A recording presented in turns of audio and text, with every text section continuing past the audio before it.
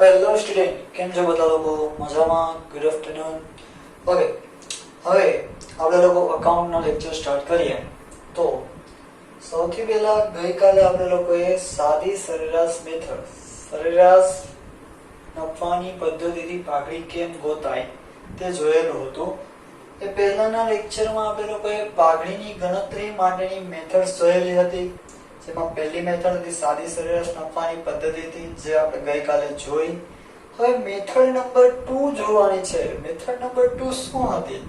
કે ભારિત સરેરાશ નફાની પદ્ધતિ. શું હતી મેથડ 2? ભારિત સરેરાશ નફાની પદ્ધતિ. ઓકે, તો બોર્ડ ઉપર થિયરી લખેલી છે, તમારે ખાલી સમજવાની છે. ત્યારબાદ ચોપડામાં લખવાની પણ છે બુકની અંદર. ઓકે, મેથડ 2 છે ભારિત સરેરાશ નફાની પદ્ધતિ. ઓકે, હવે ભાર એટલે શું? સૌથી પહેલા તો કે ભાર એટલે મહત્વ. ભાર એટલે શું થાય? તો કે મહત્વ આપવું. ઓકે, ઘણા લોકો દરેક વસ્તુને અલગ અલગ પ્રકારનું મહત્વ આપતા હોય છે. ઓકે, જેમ કે આપણા બુઝુર્ગો હતા, દાદીમાં હોય કે દાદા હોય, દીકરો બહુ ગમતો હોય નાનો હોય ત્યારે. આપણા ઘરમાં પણ એવું હોય કે પપ્પાને નોર્મલી દીકરી ગમતી હોય, મમ્મીને દીકરો ગમતો. એ ભાર, મહત્વ. ઓકે, પણ અહીંયા એવું નથી. ઓકે, ચલો જો નોર્મલી દાદીમાં છે આપણા ઘરે ટૂંકમાં ઇન્સોર્ટ શાક બકાલો કે કઈ બી લઈને આવે ત્યારે ભાગ કરે આપણે વચ્ચે, નાના ભાઈ બહેનો હોય ને, તો એ મહત્વ આપ્યું કહેવાય. ઓકે, એવી જ રીતના નફામાં પણ મહત્વ હોય. જ્યારે બિઝનેસ હોય આપણા ધંધાનો, આપણો ધંધો છે, આપણો બિઝનેસ છે, બરાબર, એમાં નફો થતો હોય તો આપણે 50 વર્ષ પહેલાના નફાને મહત્વ આપીએ કે નજીકના વર્ષોને જાજુ મહત્વ આપીએ? કે નજીકના વર્ષોને જાજુ મહત્વ આપીએ. ગયા વર્ષને વધારે મહત્વ આપીએ કે 10 વર્ષ પહેલાના નફાને વધારે મહત્વ આપીએ? કે ગયા વર્ષને. ઓકે, એવી જ રીતના નફાને તમારે ધ્યાનમાં લેવાનો છે અને મહત્વ આપવાનું છે, ભાર આપવાનો છે. ભાર એટલે મહત્વ. જોઈએ, આપણે અગાઉ જોયું કે સરેરાશ નફાની પદ્ધતિમાં નફાના વલણને ધ્યાનમાં લેવામાં આવતું નથી. વલણ એટલે કે નફો દર વર્ષે વધે છે કે ઘટે છે. તો આપણે જે દાખલાઓ જોયા ને, કે એમાં એક વર્ષે નફો વધતો હતો, બીજા વર્ષે ઘટતો હતો, ત્રીજા વર્ષે વધતો હતો, પાછો ઘટતો હતો, ચોથા વર્ષે બને તો ખોટ પણ થઈ હોય, એવું પણ બનતું હતું. તો એના એ કઈ આપણે ધ્યાનમાં જ ન લીધું. નફો વધે છે કે ઘટે છે કે ખોટ જાય છે, એ કાંઈ આપણે ધ્યાનમાં લીધું નથી. એમને સીધી સરેરાશ કાઢી નાખતા. હવે અહીં ઘણી વખત નફામાં સતત વધતું વલણ જોવા મળે છે. ભાઈ સપોઝ કે ઉદાહરણ લઈએ, 2001 નફો થયો 20,000. 2002 માં નફો થયો 40,000. 2003 માં નફો થયો 50,000.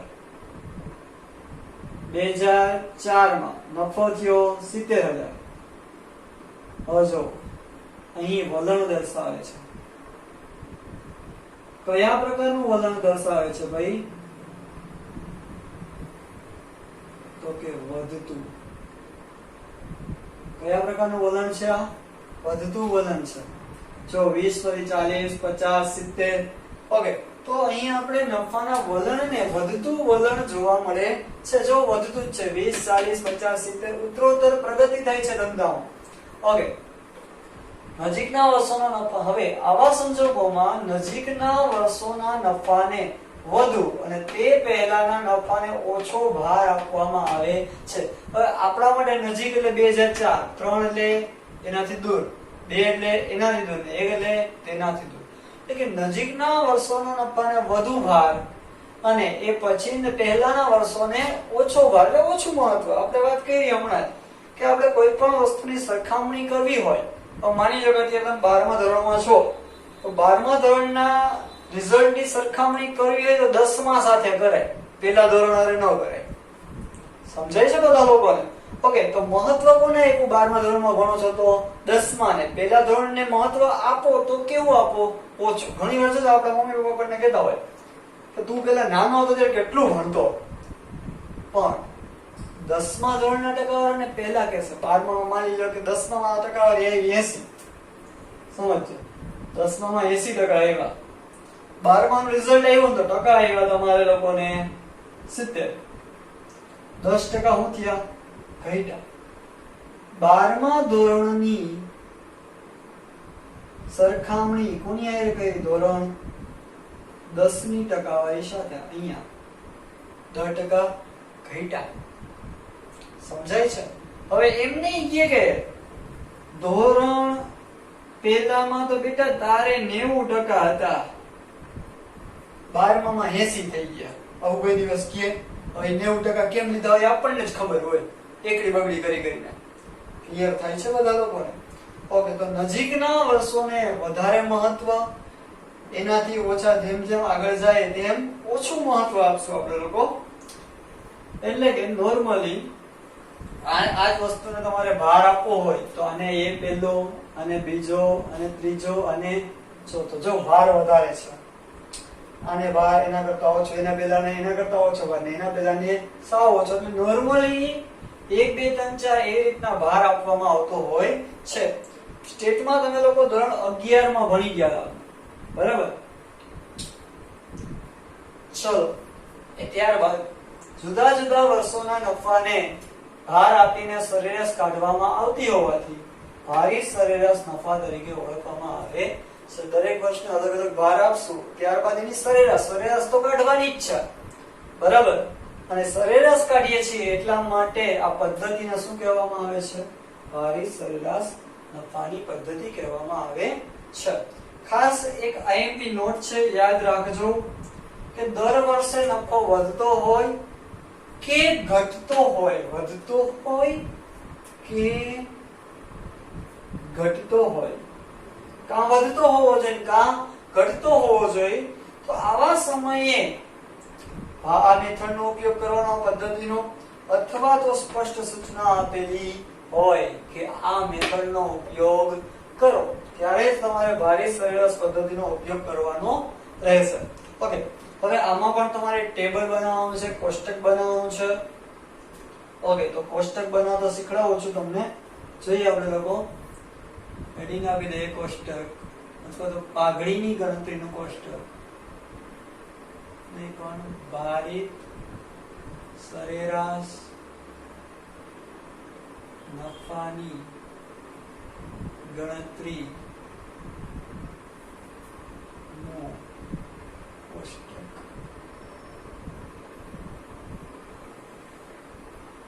સૌથી પહેલા તો તમને વર્ષ આપેલો હશે,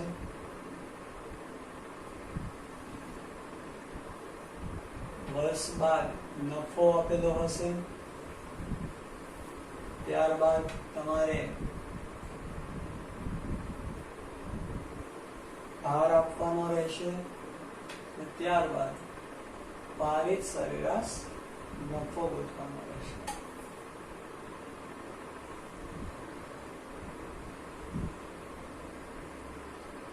જેમ પહેલા રકમ આપતા એ જ રીતના પહેલી કોલમ વર્ષ, બીજી કોલમ નફો. વર્ષ અને નફો આપેલા હશે, ત્યારબાદ આ નફાને તમારે મહત્વ આપવાનું છે, એટલે કે ભાર આપવાનો છે. નફો અને ભાર ગુણાકાર કરો તો તમને અહીંયા મળશે ભારિત નફો. કેવો નફો? ભારિત નફો.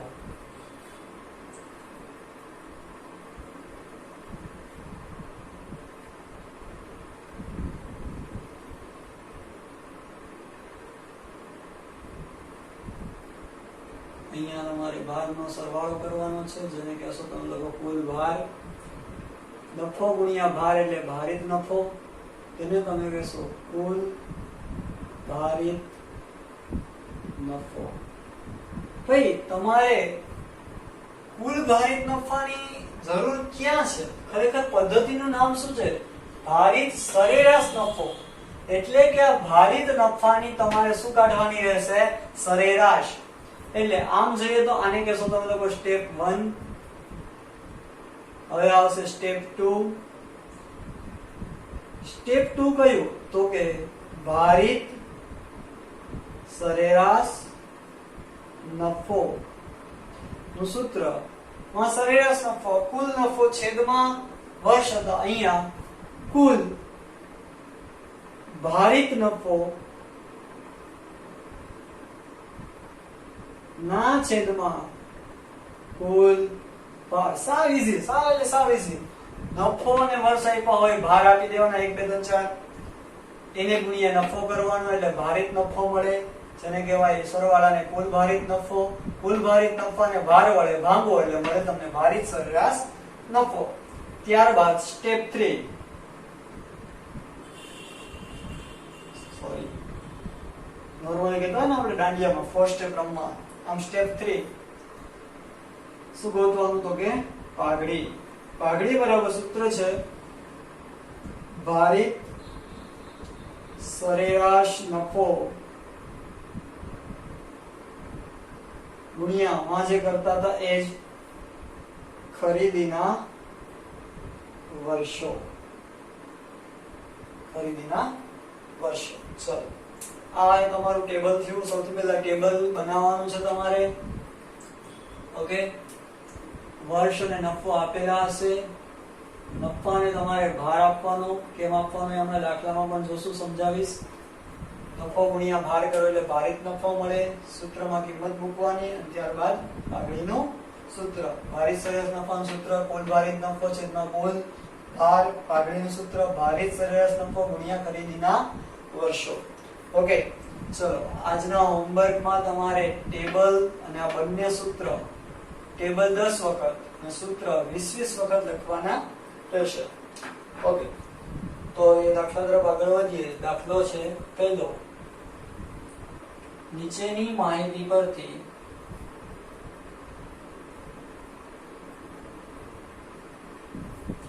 બે વર્ષની ખરીદીના આધારે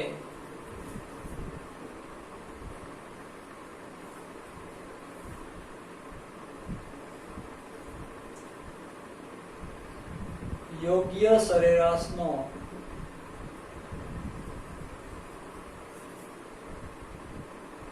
ઉપયોગ કરી પાઘડીની ગણતરી કરો. સૂચના જોજો ભાઈ. યોગ્ય સરેરાશ રકમ જોયા પછી જ ખબર પડે કે કઈ સરેરાશનો ઉપયોગ કરશું. હવે રકમ તમને આપેલી છે અહીંયા વર્ષ. વર્ષ છે 13 14 2013 14 2014 15 16 અને 2016 17. ત્યારબાદ નફો આપેલો છે તમને લોકોને 40,000 50,000 40,000 50,000 60,000 અને 70,000. વાહ, દર વર્ષે જો ભાઈ નફો શું થાય છે? વધે છે. એ કીધું ને યોગ્ય સરેરાશનો ઉપયોગ કરો. દર વર્ષે નફો વધે છે અથવા તો દર વર્ષે ઘટતો હોય તો પણ ભારિત સરેરાશનો જ ઉપયોગ કરવો પડે. પણ માની લો કે 40 થયા, પછી 50 થયા, પછી 30 થઈ ગયા તો ભારિતનો ઉપયોગ થાય નહીં. ઓકે, ખાસ ધ્યાન લેજો આ વસ્તુ. ટેબલ બનાવી નાખીએ પહેલા.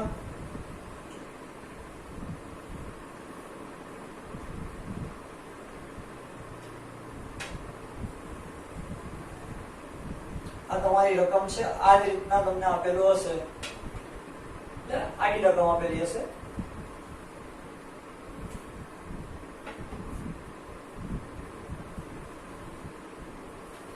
નફો, ત્યારબાદ આપણે તેને આપશું ભાર, ત્યારબાદ ભારિત સરેરાશ નફો. ભારિત નફાની કરો.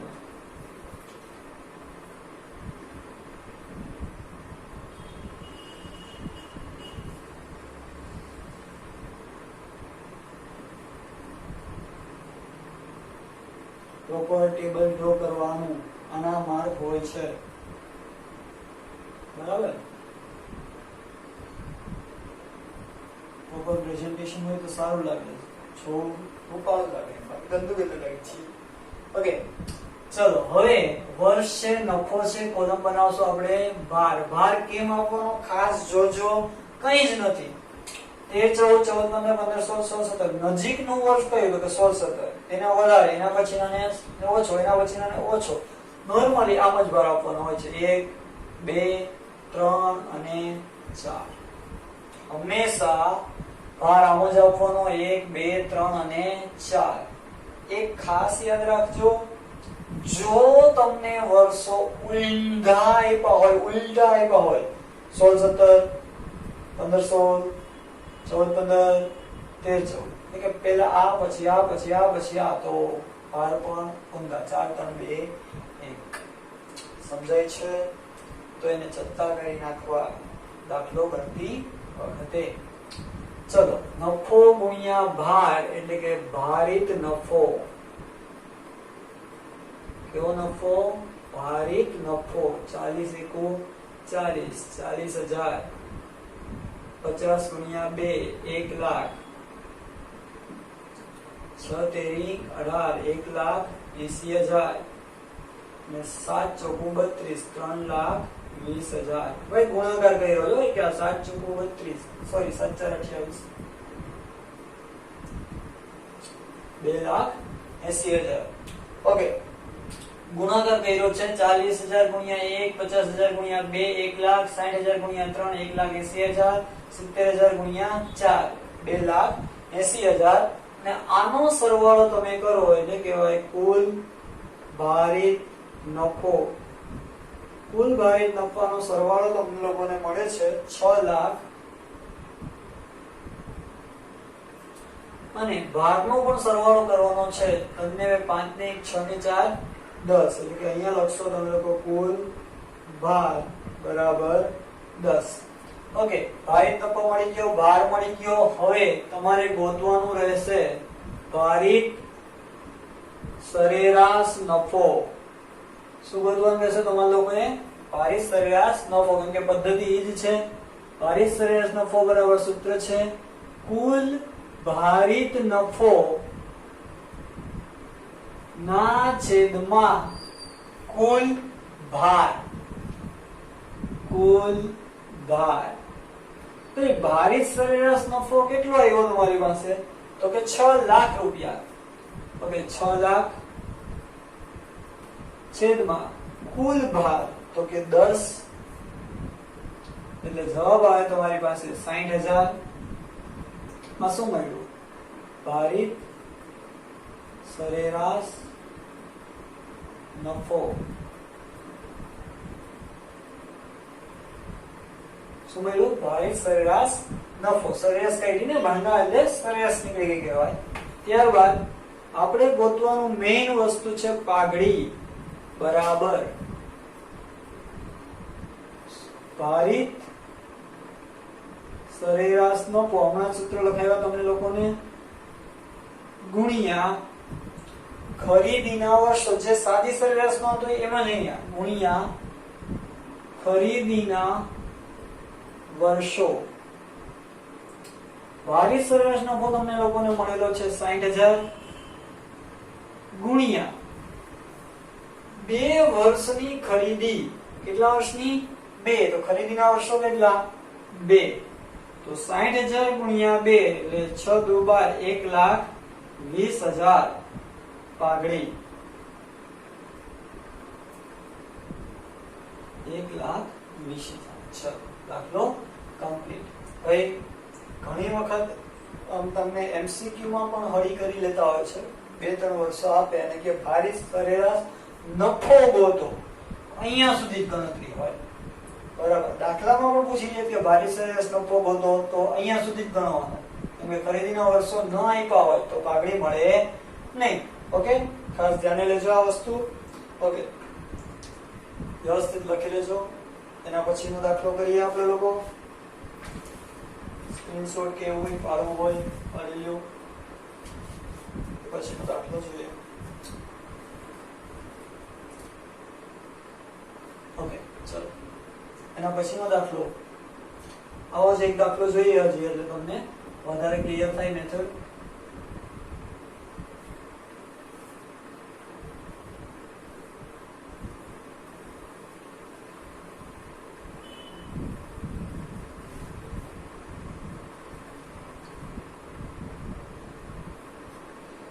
નીચેની માહિતી પરથી ભાઈ અકાઉન્ટ વિશેમાં ખાસ સૂચનાઓ વાંચવી. પાઘડીની કિંમત છેલ્લા 5 વર્ષના નફાના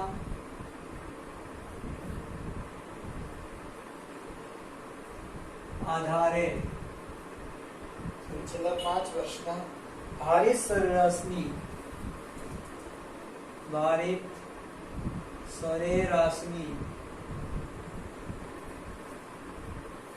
3 વર્ષની ખરીદીના આધારે નક્કી કરો. જો અહીંયા ક્લિયર આપી દીધું છે કઈ પદ્ધતિથી, ભારિત સરેરાશ પદ્ધતિથી. વા કીધું નહોતું. ઓકે, વર્ષ 13, 14, 15, 16, 2013, 2014, 2015, 2016 અને 2017. ત્યારબાદ નફો આપેલો છે 80, 120, 140, 80,000, 1,20,000, 1,40,000, 1,60,000,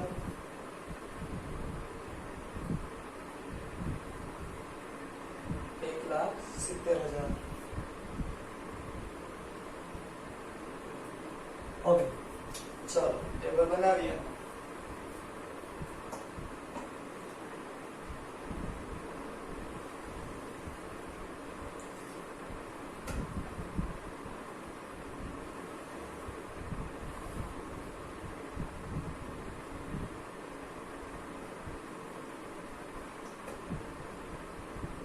પહેલી કોલમ વર્ષ, બીજો નફો, બીજી કોલમ કઈ આવશે તો કે ભાર. આરે ગુણ્યા કરવો પડશે નફાને, એટલે એના પછીની કોલમ બનશે ભાર, અને ભાર ગુણ્યા નફો એટલે બનશે આપણને ભારિત નફો. એના પછીની કોલમ બનાવશું આપણે લોકો ભારિત નફો.